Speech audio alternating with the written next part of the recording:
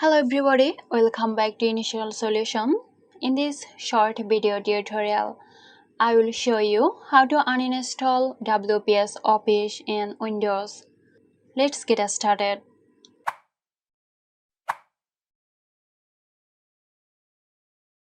To uninstall WPS Office, go to the control panel of your Windows.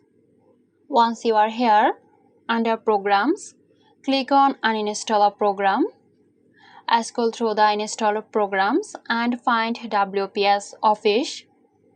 Right-click on it and select Uninstall. Now confirm the action by clicking OK. Follow any additional prompts to remove WPS Office from your computer completely. So that's it.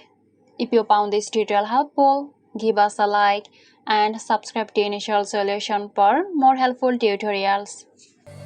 This video is sponsored by Zerosoft. Zerosoft offers graphic design, UI UX design, digital marketing and web development.